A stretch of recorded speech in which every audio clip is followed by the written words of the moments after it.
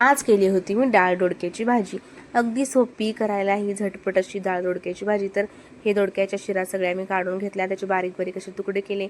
आता एका कढईमध्ये तेल गरम करून त्यामध्ये 1 चमचा जिरा, 1 चमचा मोहरी, 7 ते 8 लसणाच्या पाकळ्या ठेचून घेतलेल्या, त्याही चांगल्या परतून घेतल्या. आणि आता त्यामध्ये एक कांदा बारीक कट करून घेतलेला, तोही अगदी गुलाबी रंग येईपर्यंत परतून घेतला. आणि त्यामध्ये मी धने पावडर, थोडीशी हळद आणि मग नंतर घरगुती काळा मसाला व्यवस्थित असा परतून घेतला. त्यानंतर जे दोडके आपण बारीक कट करून घेतले होते ते धुवून आता यामध्ये टाकलेले आहेत. आता यालाही छान सगळे मसाले कोटिंग होईपर्यंत असे परतून घ्यायचे.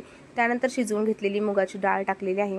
मुगाच्या डाळीमध्ये मी टोमॅटो टाकला होता म्हणून यामध्ये टोमॅटो टाकलेला नाही. आता 1.5 मिनिटापर्यंत झाकण ठेवून मी शिजवून घेतलेलं आहे. आणि त्यानंतर मी थोडीशी कसुरी मेथी हातावर करून त्यामध्ये टाकलेली आहे. तर बघा, आता चटपटीत अशी आपली डाळ दोडक्याची रेसिपी तयार आहे.